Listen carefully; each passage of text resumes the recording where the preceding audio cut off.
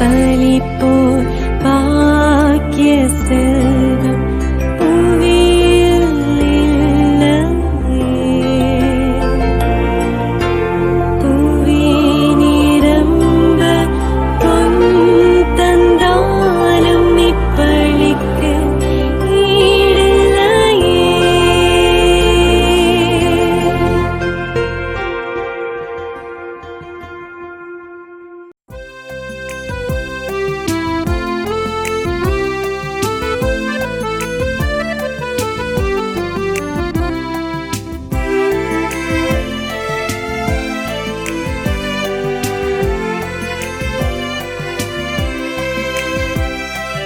இயேசுவின் சந்நிதியில் மகிழ்வோம் வாருங்கள்.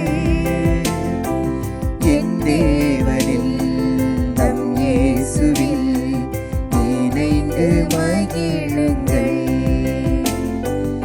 என் தேவனில் நம் இயேசுவில் இணைந்து மகிழுங்கள். இயேசுவின் சந்நிதியில் மகிழ்வோம் வாருங்கள்.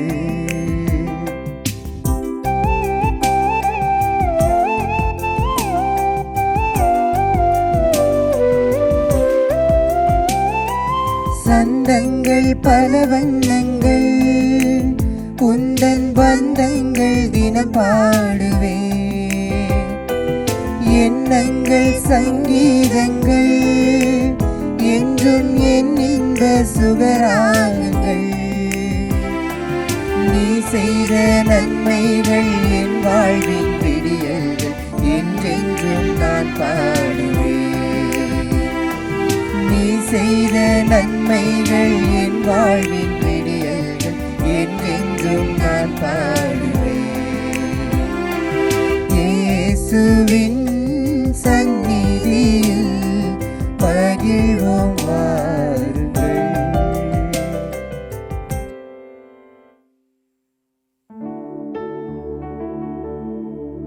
தந்தை மகன் தூயாவியாரின் பெயராலே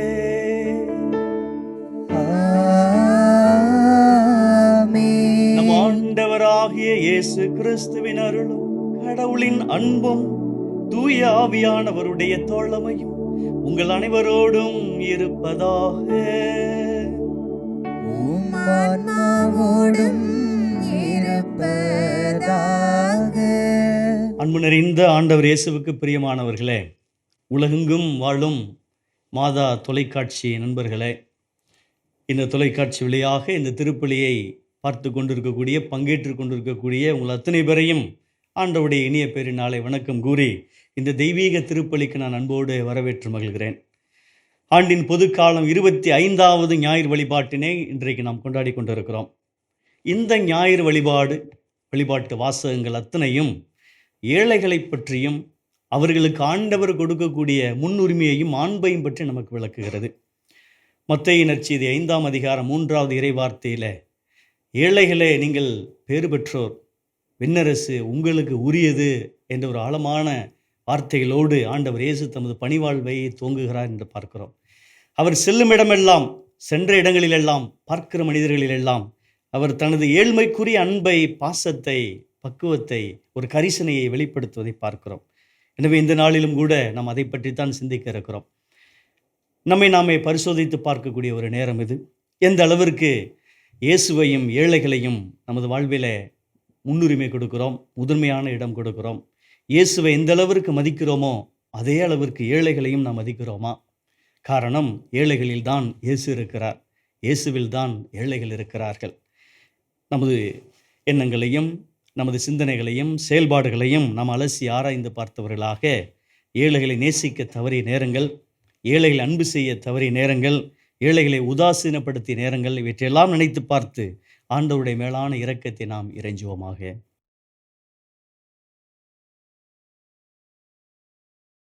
எல்லாம் வல்ல இறைவனிடமும் சகோதர சகோதரிகளே உங்களிடமும் நான் பாவி என ஏற்றுக்கொள்கிறேன்.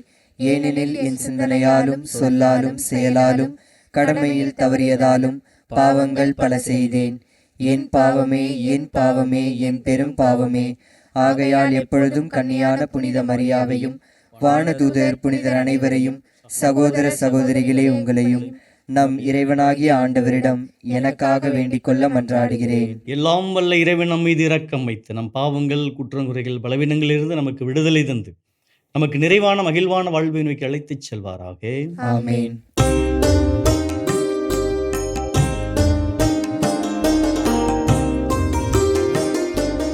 ஆண்டவரே இரக்கமாயிரும். ஆண்டவரே இரக்கமாயிரும். கிறிஸ்துவே இரக்கமாயிரும். கிறிஸ்துவே இரக்கமாயிரும். ஆண்டவரே இரக்கமாயிரும். ஆண்டவரே இரக்கமாயிரும்.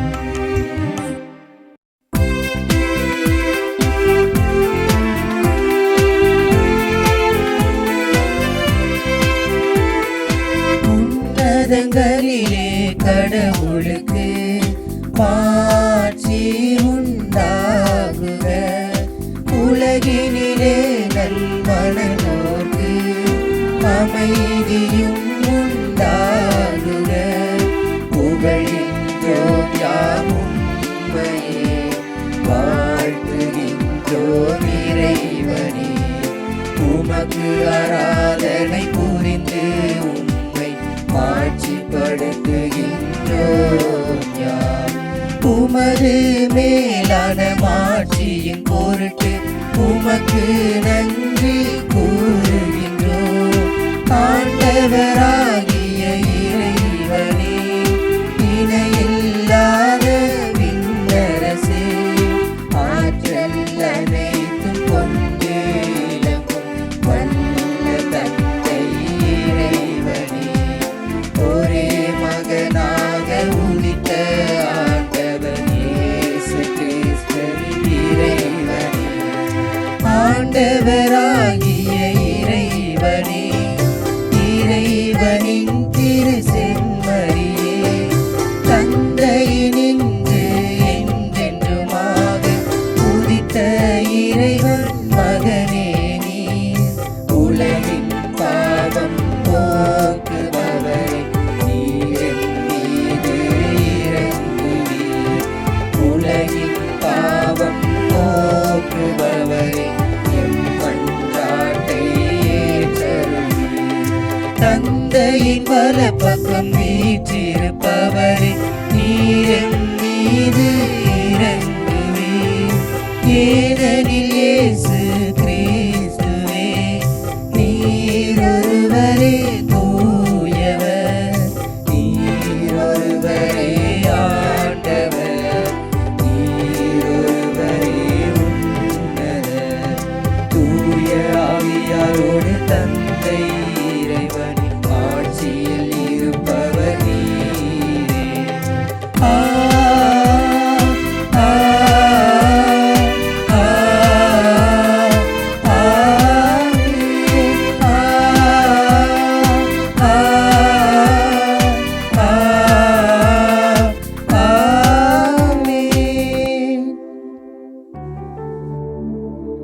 மன்றாடுவோமாக. இறைவா, உம்மையும் பிறரையும் அன்பு செய்வதில் திருச்சட்டத்தின் எல்லா கட்டளைகளும் அடங்கியிருக்கச் செய்தீரே. உம் கட்டளைகளை கடைபிடிக்கும் நாங்கள் முடிவில்லாத வாழ்வுக்கு வந்து சேரும் தகுதி பெற எங்களுக்கு அருள்வீராக. உம்மோடு தூய ஆவியாரின் ஒன்றிப்பில் இறைவனா என்றென்றும் வாழ்ந்து ஆட்சி செய்யும் எங்கள் ஆண்டவர் மீட்பருமாகிய கிறிஸ்து வழியாக உம்மை மன்றாடுகிறோ. ஆமென். முதல் வாசகம். இறைவாக்கினர் ஆமோஸ் நூலிலிருந்து வாசகம். அதிகாரம் 8, இறை வசனங்கள் 4 முதல் 7 முடிய. வறியோரை நசுக்கி நாட்டில் உள்ள ஒடுக்கப்பட்டோரை அழிக்கின்றவர்களே, இதை கேளுங்கள். நாம் தானியங்களை விற்பதற்கு அமாவாசை எப்பொழுது முடியும்? கோதுமையை நல்ல விலைக்கு விற்பதற்கு ஓய்வு நாள் எப்பொழுது முடிவுறும்? மரக்காலை சிறியதாக்கி எடைக்கல்லை கனமாக்கி கள்ள தராசினால் மோசடி செய்யலாம். வெள்ளி காசுக்கு ஏழைகளையும் 2 காலணிக்கு வறியோரையும் வாங்கலாம். கோதுமை பதர்களையும் விற்கலாம் என்று நீங்கள் திட்டமிடுகிறீர்கள் அல்லவா? ஆண்டவர் யாக்கோபின் பெருமை மீது ஆணையிட்டு கூறுகின்றார், அவர்களுடைய இந்த செயல்களுள் ஒன்றையேனும் நான் ஒருபோதும் மறக்க மாட்டேன். ஆண்டவரின் அருள்வாக்கு. இறைவனுக்கு நன்றி.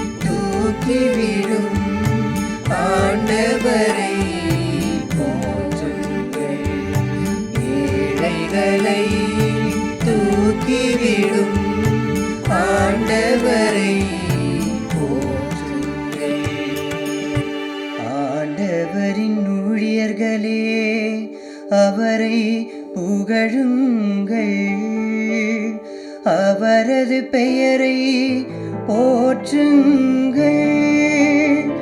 ஆண்டவரது பெயர் வாழ்த்த பெறுவதாக, இப்பொழுதும் எப்பொழுதும் வாழ்த்த பெறுவதாக.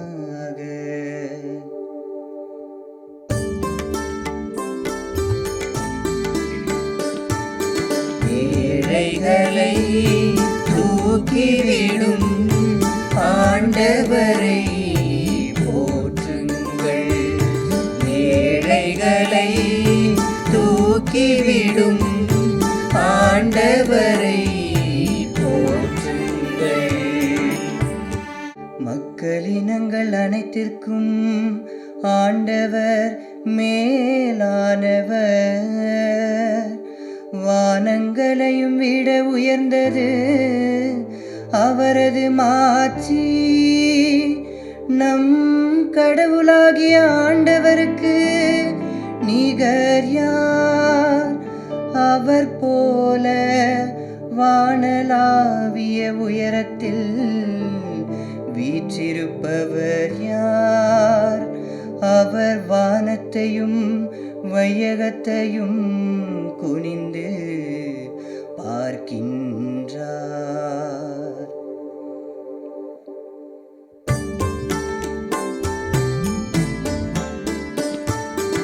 ஏழைகளை தூக்கிவிடும் ஆண்டவரை போற்றுங்கள். ஏழைகளை தூக்கிவிடும் ஆண்டவரை போற்றுங்கள். ஏழைகளை தூசியிலிருந்து அவர் தூக்கி நிறுத்துகின்றார். வறியவரை குப்பை மேட்டிலிருந்து கை தூக்கி விடுகின்றார்.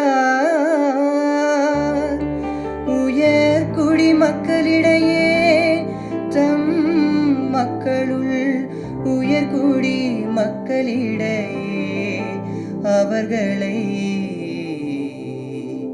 அமர செய்கின்றார்.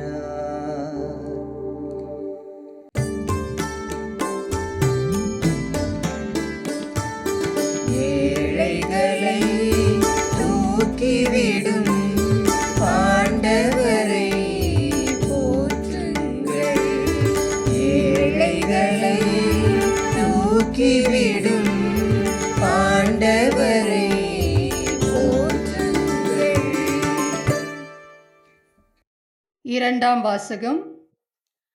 திருத்தூதர் பவுல் தீமோத்தேயுவுக்கு எழுதிய முதல் திருமுகத்திலிருந்து வாசகம். இயல் 2, இறை சொற்றொடர்கள் 1 முதல் 8 வரை. அன்பிற்குரியவர்களே, அனைவருக்காகவும் மன்றாடுங்கள், இறைவனிடம் வேண்டுங்கள், பரிந்து பேசுங்கள், நன்றி செலுத்துங்கள்.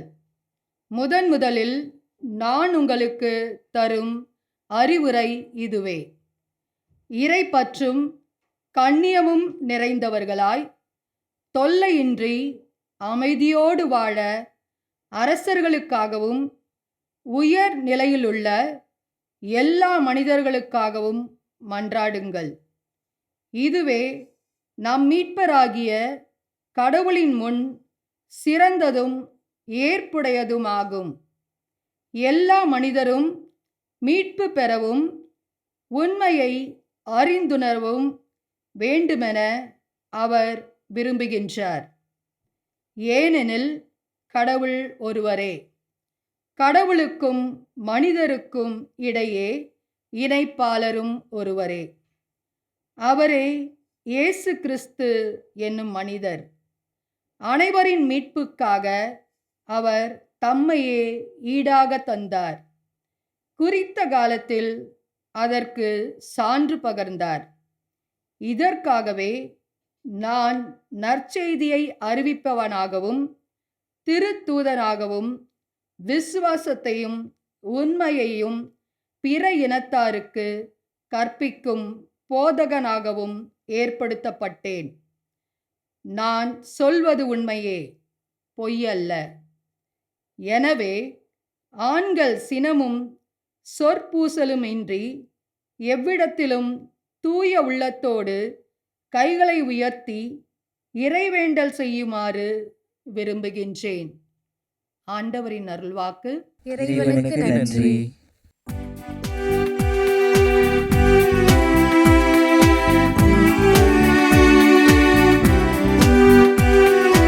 அல்லேலூயா, அல்லேலூயா, அல்லேலூயா, அல்லேலூயா, அல்லேலூயா, அல்லேலூயா, அல்லேலூயா, அல்லேலூயா.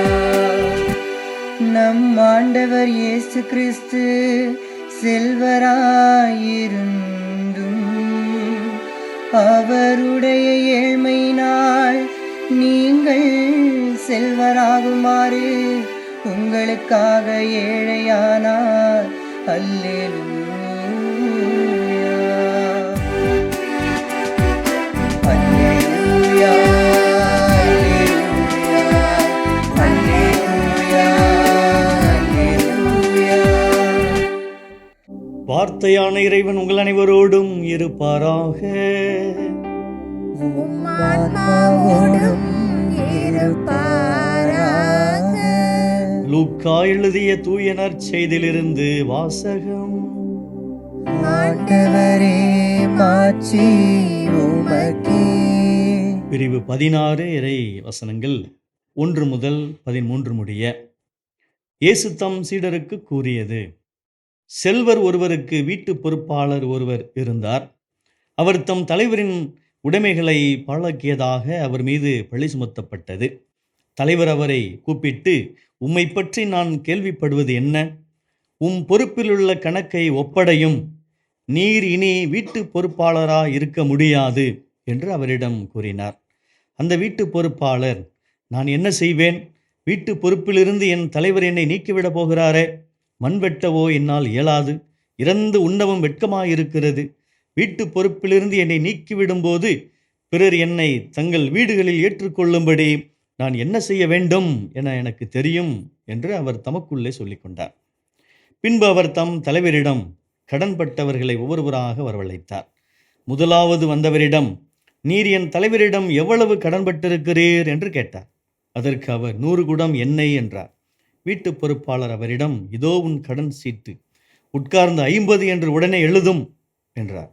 பின்பு அடுத்தவரிடம், நீர் எவ்வளவு கடன்பட்டிருக்கிறீர் என்று கேட்டார். அதற்கு அவர் 100 மூடை கோதுமை என்றார்.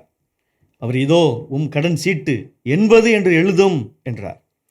நேர்மையற்ற அந்த வீட்டு பொறுப்பாளர் முன்மதியோடு செயல்பட்டதால் தலைவர் அவரை பாராட்டினார்.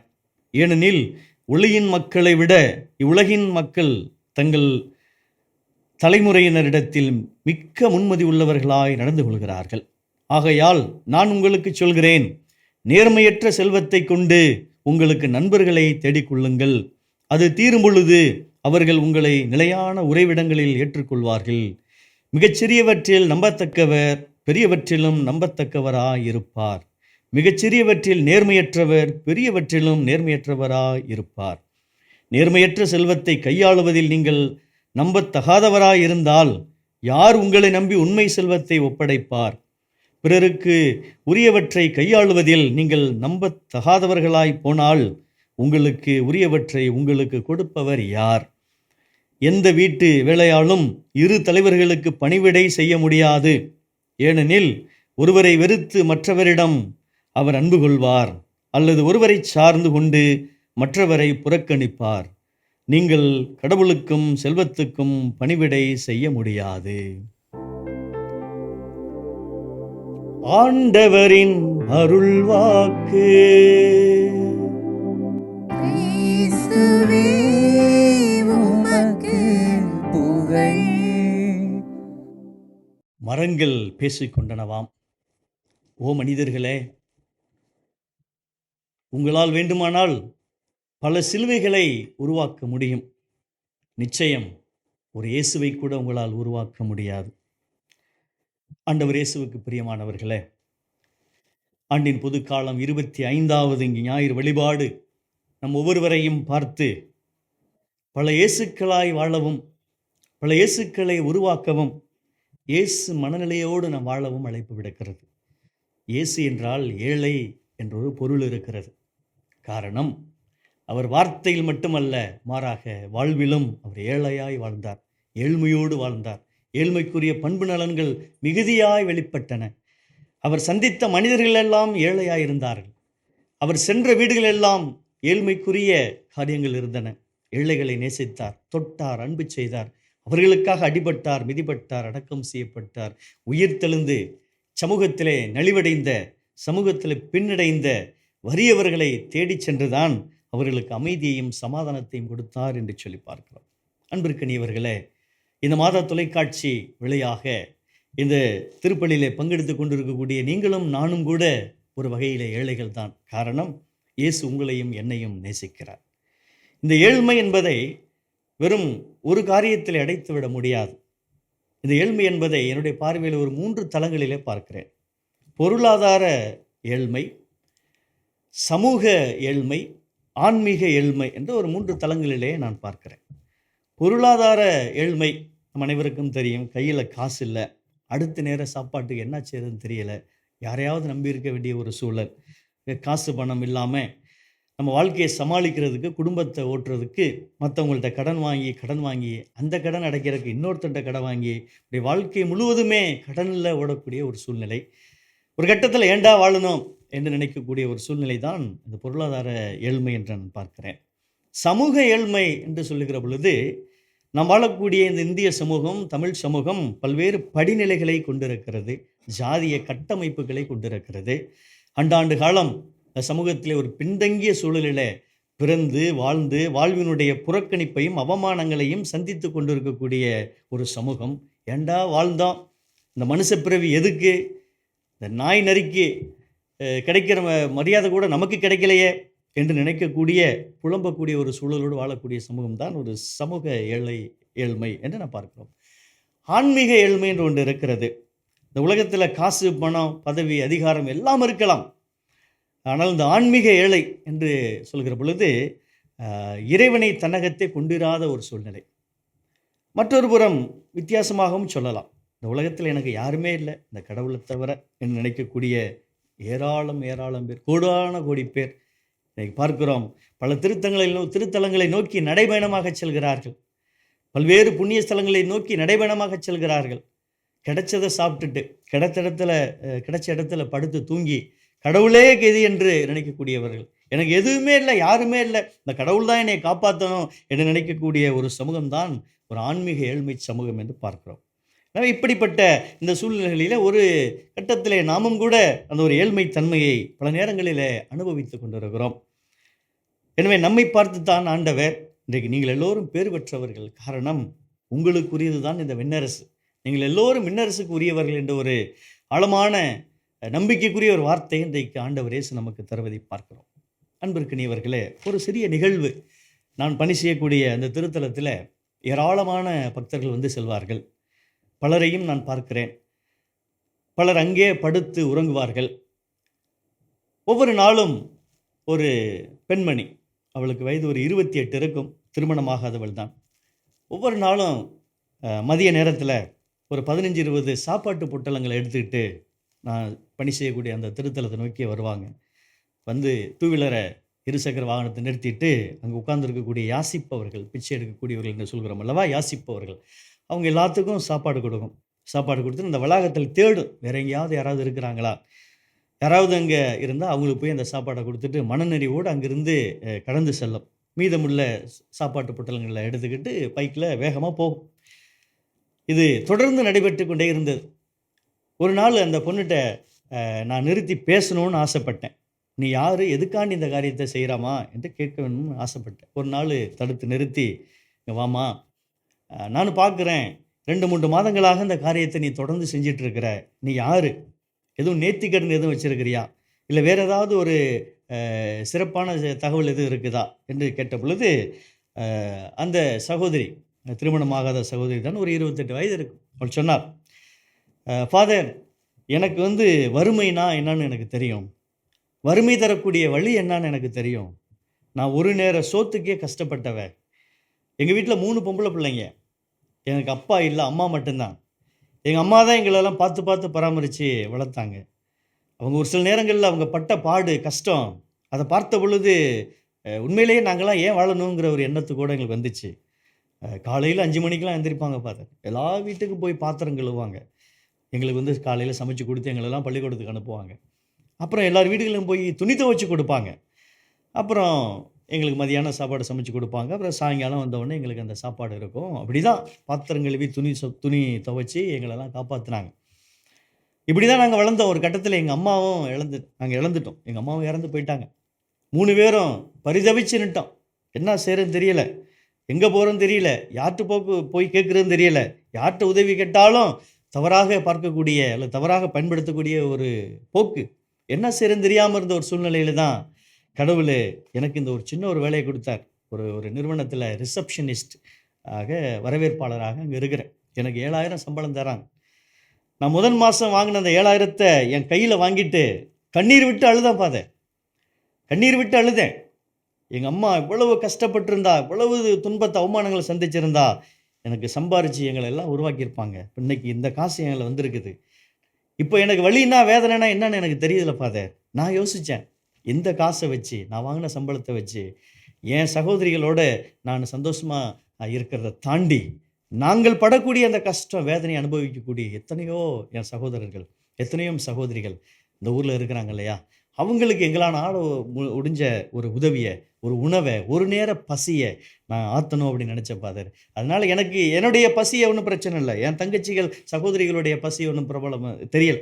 காலையில் நாங்கள் சமைப்போம், மதியானம் அதை கஞ்சியாக எடுத்துக்கிட்டு தான் நான் அலுவலகத்துக்கு போவேன். நான் இன்றைக்கி கூட கஞ்சி தான் சாப்பிட்டேன், அலுவலகத்தில் கஞ்சி சாப்பிட்டேன். ஆனால் இவங்களுக்கு நல்ல சாப்பாடு, ஒரு நேரம் திருப்தியாக சாப்பிடணுன்னு சொல்லி நான் கடந்த 3 மாதங்களாக நான் செய்து கொண்டு இருக்கிறேன். இனியும் செய்வேன், என் வாழ்நாள் முழுவதும் செய்வேன் என்று சொன்னார்கள். அன்பிற்கினியவர்களே, நான் அந்த சகோதரியை ஒரு இயேசுவாக பார்த்தேன். 30 வயதில் தனது பணியை ஆரம்பித்த இயேசு கிறிஸ்து 3 ஆண்டுகள் அளப்பரிய ஆசீர்வாதம் நிறைந்த காரியத்தை செஞ்சார். இதோ அந்த சகோதரி 28 வயசில், இயேசுவை அறியாதவள், 28 வயசில் தனது பணியை இயேசுவுக்குரிய மனநிலையோடு இயேசு வாழக்கூடிய ஏழைகளுக்காக செய்து கொண்டிருக்கிறாரு. உண்மையிலே அவர் வாழக்கூடிய ஒரு இயேசு தான்.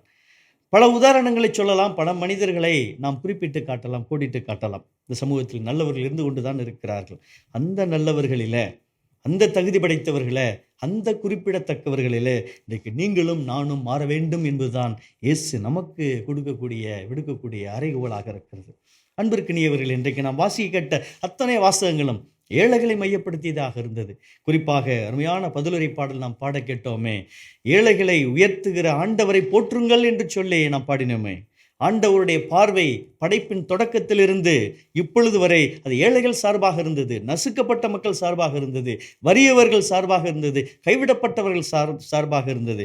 மிக அருமையான வார்த்தை திருப்பாடல் 113 இந்த இன்றைய பதிலுரை பாடலில் தான் நாம் வாசித்தோம். அவர் ஏழைகளை தூசியிலிருந்து தூக்கி நிறுத்துகிறார், வறியவரை குப்பை மேட்டிலிருந்து அவர் கைதூக்கி விடுகிறார் என்று சொல்லி பார்க்கிறோம். எவ்வளவு மேன்மைக்குரிய வார்த்தைகள் பாருங்களேன். ஒரு ஏழைகளை தூசியில, சகதியில, புழுதியில, குப்பையில இருக்கக்கூடிய நம்மை தான் அதிகமாய் அன்பு செய்கிறார். நம்மை தான் அவர் உற்று நோக்குகிறார். நம்மை தான் தனது அளவிட முடியாத அன்பை வெளிக்காட்டி தன்னை மார்போடு அணைத்துக் கொள்ளக்கூடிய ஒரு அன்பு நிறைந்த, இரக்கம் நிறைந்த, பரிவு நிறைந்த ஒரு இயேசுவாக இருக்கிறார். இன்றைக்கு வாசிக்க கேட்ட இந்த நற்செய்தியிலும் கூட ஒரு அருமையான காரியத்தை சொல்கிறார். நீங்கள் முன்மதியோடு இருங்கள். என்ன அந்த முன்மதி? ஏழைகளை நீங்கள் நேசியுங்கள், அதுதான் முன்மதி. ஏழைகளை நீங்கள் நசுக்காதீர்கள், அவர்களை அவமானப்படுத்தாதீர்கள், அவர்களை வஞ்சிக்காதீர்கள், மாறாக அவர்களுக்கு நல்லன செய்யுங்கள், அதுதான் முன்மதி என்று சொல்லி மிக அற்புதமாய் சொல்லக்கூடியதை பார்க்கிறோமே. அவர் 2 பேருக்கு கடன் தள்ளுபடி செய்தாரே. எவ்வளவு கடன் வாங்கின? 100 குடம் எண்ணெய், 50 என்று எழுது. ஏழ்மைக்கு அவர் வெளிக்காட்டக்கூடிய ஒரு பரிவிரக்கம். நீ எவ்வளவு வாங்கின? 100 முடை கோதுமை, 80 என்று எழுது என்று ஏழைகளுக்கு கராராக இராமல் நாம் ஏழைகளுக்கு கனிவிரக்கத்தோடு இருக்க வேண்டும் என்பதுதான் இயேசுனுடைய பார்வையாக இருக்கிறது. அன்பிற்கினியவர்களே, ஒருவேளை நான் அநீதியான முறையில் நாம் செல்வத்தை சேர்த்து வைத்திருக்கிறோமா? அந்த செல்வத்தை கொண்டு நீங்கள் நண்பர்களை தேடிக்கொள்ளுங்கள் என்று ஆண்டவர் சொல்கிறார். 9வது இறைவார்த்தையில், நேர்மையற்ற செல்வத்தை கொண்டு உங்களுக்கு நண்பர்களை தேடிக்கொள்ளுங்கள். நிச்சயமாக செல்வங்கள் நம்மை பாவத்தில் விழ வைக்கும். செல்வங்கள் நம்மை நிம்மதியாக இருக்க விடாது. செல்வங்கள் மனிதர்களுக்கு இருக்கக்கூடிய உறவை, பாசத்தை, பந்தத்தை பிரித்து தான் வைக்கும். ஆனால் ஆண்டவர் இயேசு சொல்வது, உங்களிடம் இருக்கக்கூடிய செல்வத்தை கொண்டு நல்லதை செய்யுங்கள். ஒருவேளை அநீதியான முறையில், நேர்மையற்ற முறையில் நீங்கள் சேர்த்து வைத்திருந்தால் அதை கொண்டு நண்பர்களை சேர்த்துக் கொள்ளுங்கள் என்று சொல்கிறார். இன்றைய இந்த 16வது அதிகாரத்தில் தொடர்ந்து வாசிக்கிற நேரத்தில் ஒரு அற்புதமான காரியத்தையும் சொல்கிறார். செல்வரும் ஏழை லாசரும். அந்த ஏழை லாசர் பாருங்களேன், வாசிப்படிக்கு முன்னாடி அவருடைய உடம்பெல்லாம் நாற்றம் அடிக்கிறது, புண்கள் அப்படியே கொதிச்சு போயிருக்குது, நாய்கள் வந்து அதை நக்கக்கூடிய அளவிற்கு மிக மோசமான ஒரு சூழ்நிலை. ஆண்டவருடைய பார்வை அவர் மீது பட்டதல்லவா? அன்றைக்கு செல்வம் இருந்தது, எல்லாம் வசதி வாய்ப்பும் இருந்த ஒரு மனிதன் இன்றைக்கு நரக வேதனைக்கு தள்ளப்பட்டான் அல்லவா? ஆனால் யார் ஒருவர் கஷ்டத்தோடும் வேதனைகளோடும் மனபாரத்தோடும் உழண்டு கொண்டிருக்கிறார்களோ, புலம்பலோடும் கண்ணீரோடும் வாழ்ந்து கொண்டிருக்கிறார்கள், அவர்களுக்குத்தான் இயேசுவனுடைய சிறப்பு மிகுந்த பார்வை படுகிறது என்பதைத்தானே தொடர்ச்சியாக ஆண்டவர் பேசிக்கொண்டிருக்கிறார். அன்பிற்கினியவர்களே, இன்றைக்கு வாழ்ந்து நமக்கு முன்மாதிரியாக விட்டு வாழ்ந்து சென்ற புனிதர்களும் சொல்லக்கூடிய காரியங்கள் அதுதானே. அன்னை தெரசால், இந்த மாதத்தில் அவரை நாம் நினைவு கூறுகிறோமே, அவரிடத்தில் ஒருவர் சென்று கேட்டார், அன்னை தெரசால் அவர்களே, நீங்கள் இப்படியாக ஏழைகளை தொடுகிறீர்களே, புண்களோடு இருக்கக்கூடிய மனிதர்களை கட்டி அரவணைக்கிறீர்களே, இன்னும் சாலையில வீதியோரங்களில் அழுக்கான ஆடைகளில் நாற்றம் எடுக்கக்கூடிய மனிதர்களை நீங்கள் கட்டி தழுவுகிறீர்களே, எப்படி உங்களால் முடிகிறது என்ற ஒரு கேள்வியைத்தான் கேட்டார்கள். அதற்கு அன்னை தெரசால் மிக அற்புதமான ஒரு பதிலை சொன்னார்கள். நான் அவர்களை ஏழைகளாக பார்க்கவில்லை, அவர்களை புண்களோடு நாற்றம் எடுக்கக்கூடிய மனிதர்களாக பார்க்கவில்லை, அல்லது பழைய கிழிந்த அழுக்கான ஆடைகளோடு இருக்கக்கூடிய ஒரு சபிக்கக்கூடிய மனிதர்களாகவும் முகம் சுளிக்கக்கூடிய மனிதர்களாக நான் பார்க்கவில்லை, மாறாக நான் அவர்கள் அத்தனை பேரையும் இயேசுவாக பார்க்கிறேன் என்று சொன்னார் அல்லவா? இவர்களுக்கு பணிவிடை புரிவதன் மூலமாக நான் இயேசுவை மாட்சிப்படுத்துகிறேன், என் கடவுளை மாட்சிப்படுத்துகிறேன், மேன்மைப்படுத்துகிறேன் என்று சொன்னார்கள் அல்லவா? அப்படி என்றால் இயேசுவும் ஏழைகளும் ஒன்றுதானே. இச்சின்னஞ்சிறியோரில் எதையெல்லாம் நீங்கள் செய்தீர்களோ அவையெல்லாம் எனக்கே செய்தீர்கள் என்று இயேசு நமக்கு கற்றுத்தரவில்லையா? இன்றைக்கு நம்முடைய சிந்தனைகள் எல்லாம் மாற வேண்டும். ஏழைகளை அவர்கள் எந்த தேசத்தைச் சேர்ந்தவர்களாகவும் எந்த சமூகத்தைச் சேர்ந்தவர்களாக இருந்தாலும் சரி, அல்லது எந்த மொழி பேசக்கூடியவர்களாக இருந்தாலும் சரி, அல்லது எப்படிப்பட்ட ஒரு பிரிவினையாக இருந்தாலும் சரி, அவர்களை நாம் எந்த விதமான வேற்றுமையும் இன்றி அரவணைக்கக்கூடிய ஒரு பிள்ளைகளாக மாறுவதுதான் இன்றைக்கு இயேசு சொல்லக்கூடிய முன்மதி என்று நாம் புரிந்து கொள்ள வேண்டும்.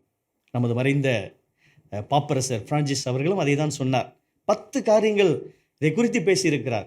ஏழைகளை காணுங்கள், ஏழைகளை சந்தியுங்கள், ஏழைகளை அரவணையுங்கள், ஏழைகளோடு உறவாடுங்கள், ஏழைகளை தொடுங்கள், ஏழைகளை மதியுங்கள், ஏழையர்களை உயர்வாக பேசுங்கள் என்றுதான் அவர் தொடர்ச்சியாக ஏழைகளுக்கு முக்கியத்துவம் கொடுத்த ஒரு மனிதராக இந்த உலகத்தை விட்டு மறைந்து சென்றிருக்கிறார். அன்பிற்கினிய சகோதர சகோதரிகளே, இன்றைக்கு ஒரு அருமையான ஒரு வாய்ப்பு உங்களுக்கும் எனக்கும். நம்மை நாமே சுய பரிசோதனை செய்து பார்த்து ஏழைகளின் மீது, இந்த சமூகத்தில் நலிவடைந்தவர்கள் மீது, புறந்தள்ளப்பட்டவர்கள் மீது, கைவிடப்பட்டவர்கள் மீது நமது பார்வை எப்படிப்பட்டதாக இருக்கிறது? ஏழைகளோடு நாம் உரசி சமரசத்தை ஏற்படுத்துவோம். ஏழைகளை உயர்த்தி விடுவதில் நமது ஆக்கத்தையும் சக்தியையும் திறமையையும் பயன்படுத்துவோம். நிச்சயமாக ஏழைகளை நேசிக்கிற இறைவன், ஏழைகளோடு வாழ்கிற இறைவன் நம்மையும் பலப்படுத்தட்டும். வாழ்கிற ஏழைகளாக, வாழ்கிற இயேசுக்களாக நம்மையும் மாற்றட்டும். ஆமென். அனைவரும் எழுந்து நின்று நம்பிக்கை அறிக்கையை சொல்வோம்.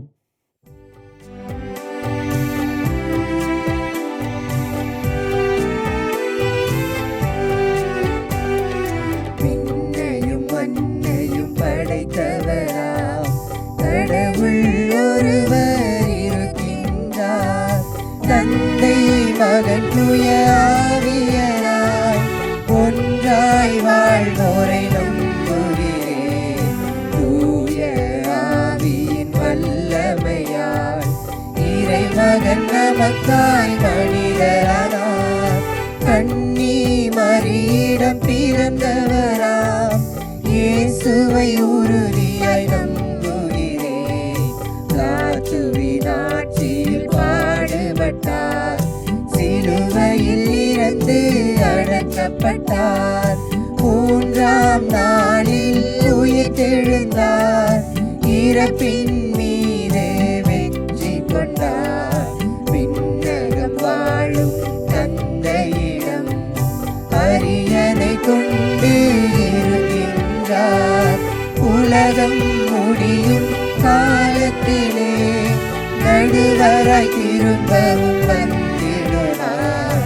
தூய ஆவியாரை நம்புகிறேன், பாரினில் அவர் துணை வேண்டுகிறேன். பாவ மன்னிப்பில் தூய்மை பெற்று பரிகார வாழ்வில் நிலைத்திடுவேன்.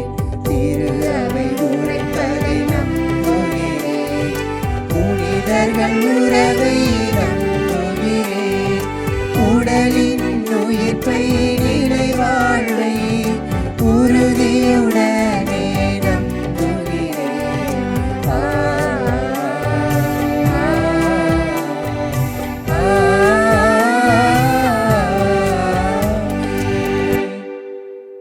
என் பெயரால் நீங்கள் எதை கேட்டாலும் நான் உங்களுக்கு தருவேன் என்று சொன்ன ஆண்டவரிடத்தில் நம்பிக்கையோடு நமது வேண்டல்களையும் விண்ணப்பங்களையும் சமர்ப்பித்து ஜெபிப்போமாக.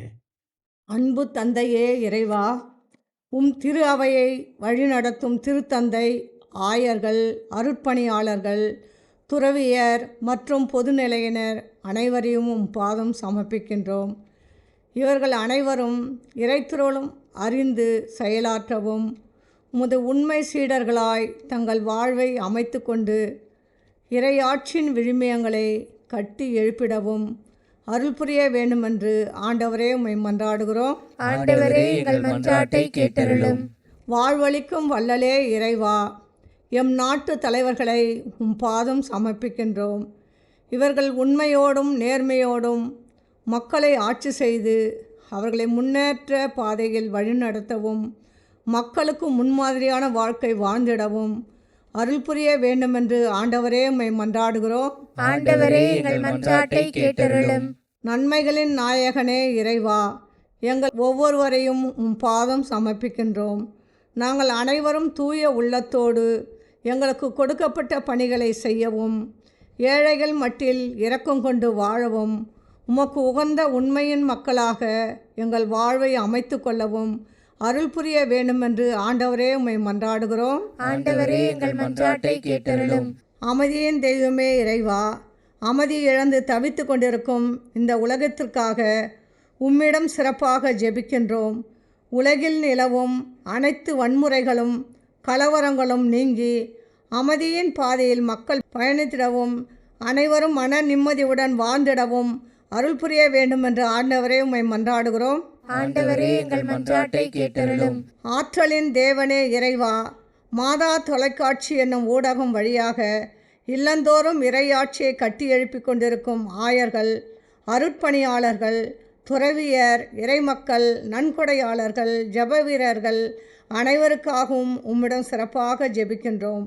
இவர்கள் அனைவரும் இறை வார்த்தையின் முக்கியத்துவத்தை உணர்ந்து அதனை நாளும் வாசித்து வாழ்வாக்கவும் அதன் மூலம் உமது பிள்ளைகளாக்கும் பேற்றினை பெற்றுக்கொள்ள அருள் புரிய வேண்டும் என்று ஆண்டவரே உம்மை மன்றாடுகிறோம். ஆண்டவரே எங்கள் மன்றாட்டை கேட்டருளும். நமது தனிப்பட்ட தேவைகளுக்காக சற்று நேரம் மௌனமாய் மன்றாடுவோமாக. தாயும் தந்தையுமான அன்பு இறைவா, ஏழையரை நேசிப்பவரே, ஏழ்மையாலும் துன்பங்களினாலும் கடன் பிரச்சனைகளினாலும் பல்வேறு புலம்பல்களோடு பிரச்சனைகளோடு போராட்டங்களோடு கண்ணீரோடு வாழ்ந்து கொண்டிருக்கக்கூடிய எம் சகோதரர்களை இந்த நாளில் நாங்கள் நினைவு கூறுகிறோம். அவர்கள் ஒவ்வொருவரையும் நீர் ஆசீர்வதித்தருளும். அவருடைய தேவைகளை எல்லாம் நீர் நிறைவேற்றியருளும். எல்லோருடைய வாழ்விலும் அமைதியும் ஆசீர்வாதமும் தங்கட்டும். இந்த நாளிலே திருத்தூதர் பவுல் எங்கள் எல்லோரிடத்திலும் கேட்டுக்கொண்டது போல நாங்கள் எல்லாருக்காகவும் ஜெபிக்க, எல்லோரும் இன்புற்றிருக்க, எல்லோரும் மகிழ்வுற்றிருக்க, எல்லோரும் எல்லாம் பெற்று வாழ நாங்கள் அதற்காக ஜெபிக்க அருள் தாரும். எங்கள் ஆண்டவராகிய கிறிஸ்து வழியாக உம்மை மன்றாடுகிறோம். ஆமீன்.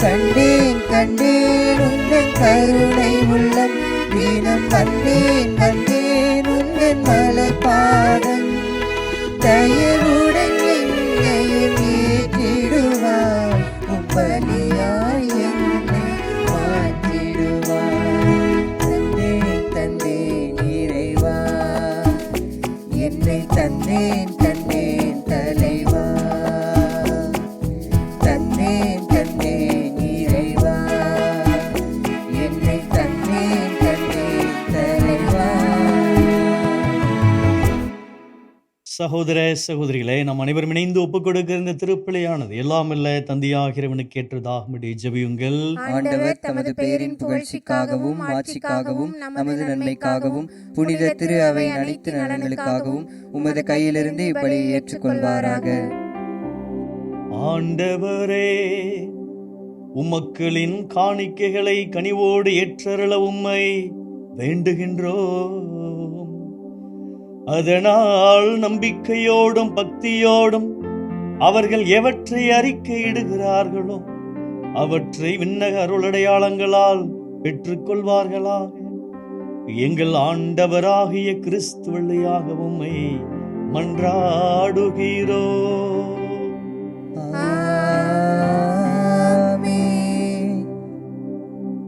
ஆண்டவர் உங்களோடு இருப்பாராக. உம் ஆன்மாவோடும்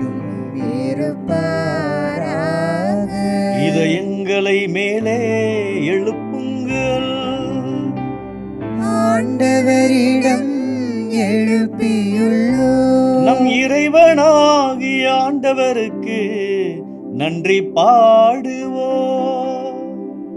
அது தகுதியும் நீதியும் ஆனதே. ஆண்டவரே, தூயவரான தந்தையே, என்றும் உள்ள எல்லாம் வல்ல இறைவா, எந்நாளும் எவ்விடத்திலும் நாங்கள் உமக்கு நன்றி செலுத்துவது மெய்யாகவே தகுதியும் நீதியுமாகும். எங்கள் கடமையும் மீட்புக்கு உரிய செயலுமாகும். நாங்கள் வாழ்வதும் இயங்குவதும் இருப்பதும் உம்மிலேதான். இந்த உடலோடு வாழ்கையில் உமது பரிவிரக்கத்தின் பயன்களை மட்டுமே நாங்கள் நாள்தோறும் அனுபவிப்பதோடன்றி இப்பொழுதே நிலை வாழ்வின் பிணையையும் கொண்டுள்ளோம். ஏனெனில் உம் ஆவியாரின் முதற்கனிகளை பெற்றுள்ள நாங்கள் பாஸ்கா மறை நிகழ்வின் பயன் எங்களுக்கு என்றும் உண்டு என நம்புகின்றோம். அந்த ஆவியார் வழியாகவே நீர் இயேசுவை சிலுவை நின்று உயிர்த்தெழ செய்தி. ஆகவே நாங்கள் வானதூதர் அனைவரோடும் சேர்ந்து உம்மை புகழ்ந்தேத்தி அக்களித்து அறிக்கையிட்டு அர்ப்பரிப்பதாவது: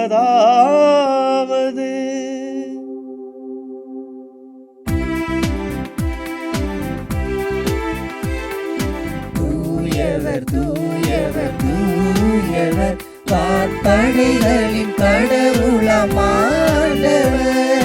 விண்ணகமும் வண்ணகமும் உமது மாட்சியால் நிறைந்துள்ளன.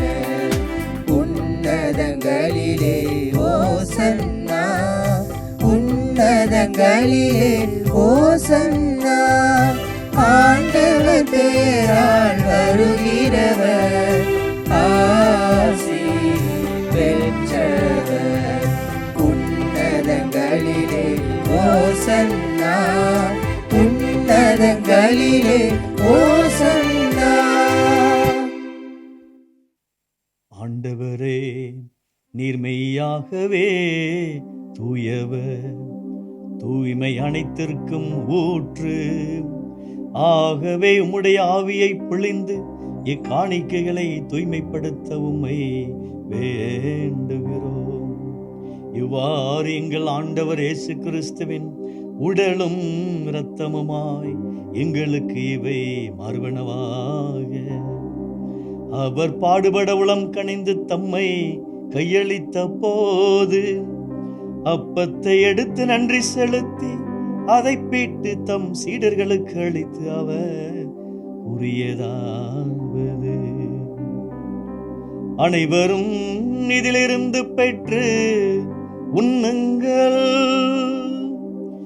ஏனெனில் இது உங்களுக்காக கையளிக்கப்படும் என் உடல். உங்களுக்காக கையளிக்கப்படும் என் உடல்.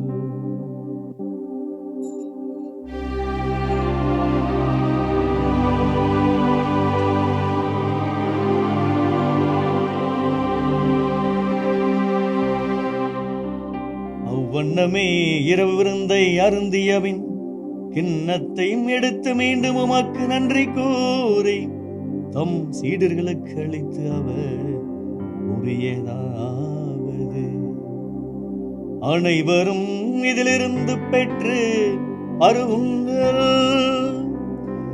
ஏனெனில் இது புதிய நிலையான உடன்படிக்கைக்கு உரிய என இரத்தத்தின் கிண்ணம். இது பாவ மன்னிப்புக்கென்று உங்களுக்காகவும் பலருக்காகவும் சிந்தப்படும். இதை என் நினைவாக செய்யுங்கள்.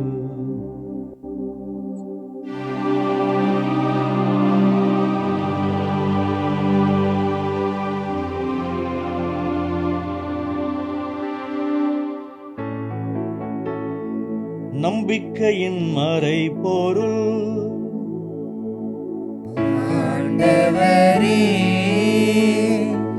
நீர் வருமளவும் உமது இறப்பினை அறிக்கையிடுகின்றோம், உமது உயிர்ப்பினையும் எடுத்துரைக்கின்றோம். ஆகவே ஆண்டவரே, நாங்கள் கிறிஸ்துவின் இறப்பினையும் உயிர்ப்பினையும் நினைவு கூர்ந்து வாழ்வு தரும் அப்பத்தையும் மீட்பளிக்கும் கிண்ணத்தையும் உமக்கு ஒப்புக் கொடுக்கிறோம். உம் திருமண் என்று உமக்கு ஊழியம் புரிய தகுந்தவர்களை நாங்கள் ஏற்றுக்கொண்டீர். எனவே உமக்கு நன்றி செலுத்துகிறோம். மேலும் கிறிஸ்துவின் உடலிலும் இரத்தத்திலும் பங்கு கொள்ளும் எங்களை தூய ஆவியார் ஒன்று சேர்க்க வேண்டும் என உம்மை தாழ்மையோடு மன்றாடுகிறோம். ஆண்டவரே, உலகெங்கும் பரவியிருக்கும் உமது திரு அவையை நினைவு கூர்ந்தருளும். எங்கள் திருத்தந்தை லியோ, எங்கள் மறைமாவட்ட பேராயர் மேதகு ஜார்ஜ் அந்தோணிசாமி, எல்லா திருநிலையினராகிய அனைவரோடும் உமது திரு அவை அன்பில் நிறைவு பெறச் செய்தருளும். மேலும் உயிர்த்தெழுவோம் என்ற எதிர்நோக்கோடு துயில் கொள்ளும் எங்கள் சகோதர சகோதரிகளையும் இறந்தோர் அனைவரையும் இரக்கத்தோடு நினைவு கூர்ந்து உமது திருமுக ஒளியினுள் ஏற்றருளும். எங்கள் அனைவர் மீதும் இரக்கமாயிரும். கடவுளின் கன்னித்தாயான புனித மரியா, அவருடைய கணவரான புனித யோசேப்பு, புனித திருத்தூதர்கள், இவ்வுலகிலும் உகந்தவராய் வாழ்ந்தவர்களாகிய புனிதர் அனைவருடனும் நாங்கள் நிலை வாழ்வில் பங்கு கொள்ளும் தகுதி பெற்று உம் திருமகன் இயேசு கிறிஸ்து வழியாக உம்மை புகழ்ந்தேத்தும் வரமருள உம்மை மன்றாடுகிறோம்.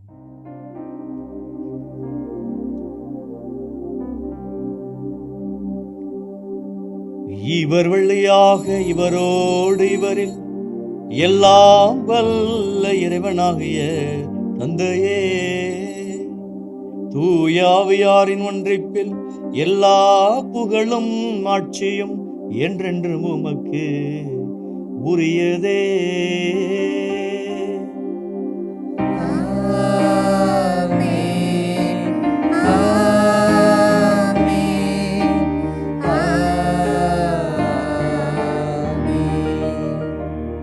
மீட்பரின் கட்டளையால் கற்பிக்கப்பட்டு இறை படிப்பினையால் பயிற்சி பெற்ற நாம் இணைந்து பாடுவோம்.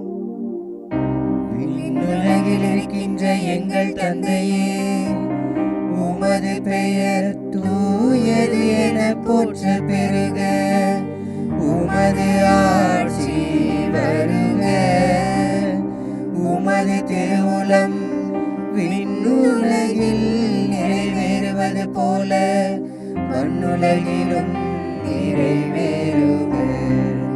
எங்கள் அன்றாட உணவை இன்று எங்களுக்கு தாரும். எங்களுக்கு எதிராக குற்றம் செய்வோரை நாங்கள் மன்னிப்பது போல எங்கள் குற்றங்களை மன்னியும். எங்களை சோதனைக்கு உட்படுத்தாதேயும், தீமையிலிருந்து எங்களை விடுவித்தருளும். ஆண்டவரே, தீமை அனைத்திலுமிருந்தும் எங்களை விடுவித்து எங்கள் வாழ்நாளில் அமைதியை கனிவோடு அருளும் உம்மை மன்றாடுகின்றோம்.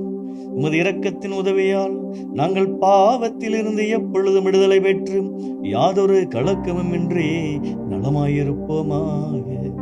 நாங்கள் எதிர்நோக்கி இருக்கும் பேரின்பத்துக்காகவும் எம் மீட்பராகிய இயேசு கிறிஸ்துவின் வருகைக்காகவும் காத்திருக்கின்றோம்.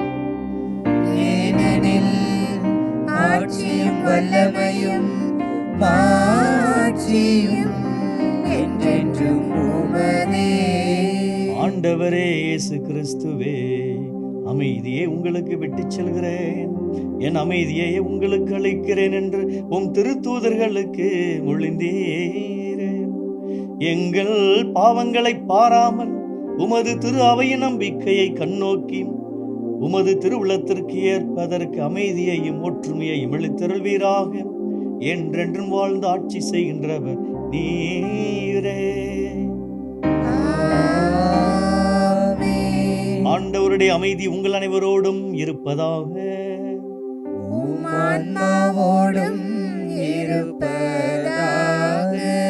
ஆண்டவர் இயேசு தருகிற அமைதியை ஒருவர் மற்றவரோடு முகமலர்ச்சியோடு பகிர்ந்து மகிழ்வோம். அமைதி.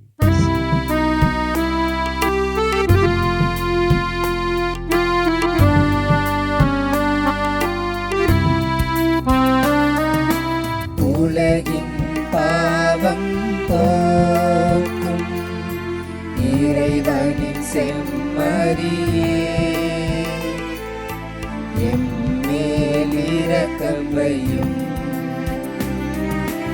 உலகின் பாவம் போக்கும் இறைவனின் செம்மறியே, எம்மேல் இரக்கம் வையும். உலகின் பாவம் போக்கும் இறைவனின் செம்மறியே, எமக்கு அமைதி அருளும். இதோ ஆண்டவராகிய இயேசு கிறிஸ்துவே, உலகின் பாவங்களை போக்குகிறவர், ஏழையரை ஆழமாய் நேசிக்கக்கூடிய இறைமகன். இந்த நாளிலே நம் ஒவ்வொருவருக்கும் அமைதியையும் ஆசீர்வாதத்தையும் நிம்மதியையும் நீடித்த அருள் வாழ்வையும் நிறைவாய் தருகிற இறைமகன். இவர் தருகிறது மெய்யான விருந்திற்கு அழைக்கப்பெற்ற நம் அனைவரும் உண்மையிலேயே பேறு பெற்றவர்களே. ஆண்டவரே, நீர் என் இல்லத்தில் எழுந்தருள நான் தகுதியற்றவன். ஆனால் ஒரு வார்த்தை மட்டும் சொல்லியருளும், எனது ஆன்மா நலமடையும்.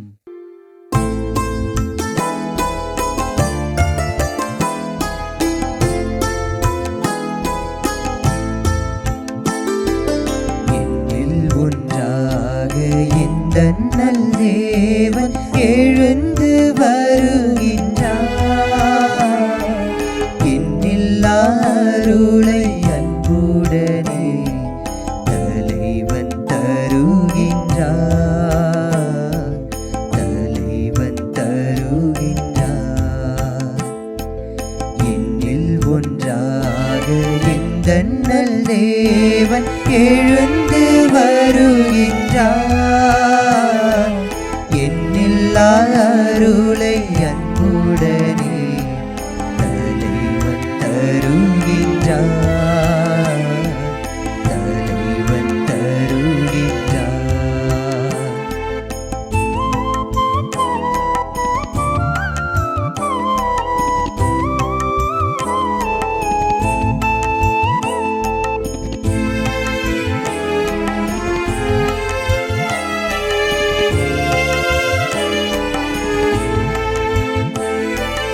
உதயம் காண விழையுமோர் மலரை போலவே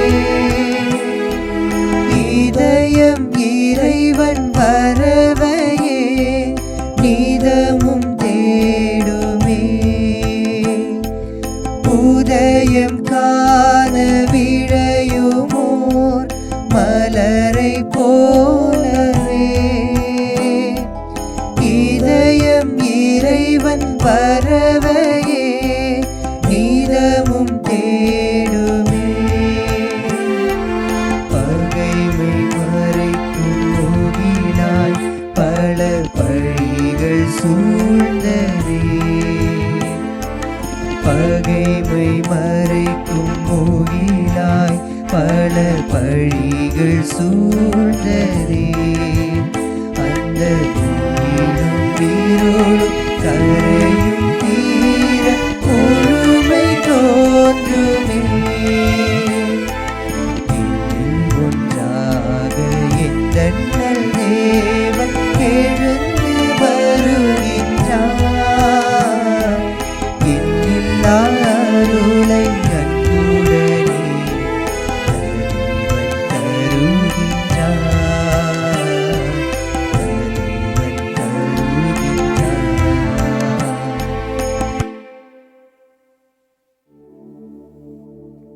நன்றி கூறி மன்றாடுவோமாக. ஆண்டவரே, உம் அருள் அடையாளங்களால் புத்துயிர் பெற்ற எங்களுக்கு உமது இடையறாத உதவியை கனிவோடு என்றும் அருள்வீராக.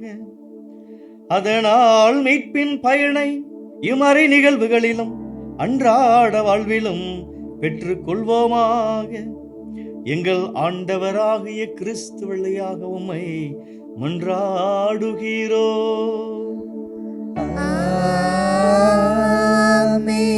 ஆண்டவர் உங்களோடு இருப்பாராக.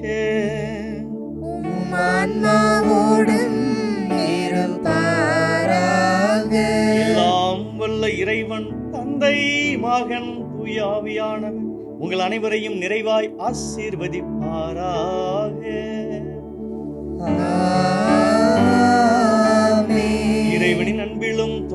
வழியிலும் அன்னை மரியாளினுடைய வழிநடத்துதலிலும் வாழ் சென்று வருவோம். வாழ்வின் பழி தொடரட்டும். இறைவனுக்கு நன்றி.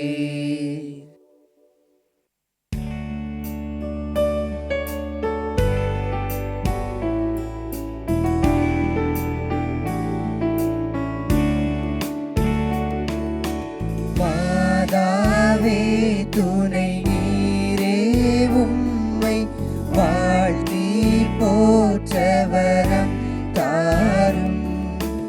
ஈரோ பிள்ளைகள் வந்தோம் அம்மா ஏற்றன்பாக எமை பாரும்.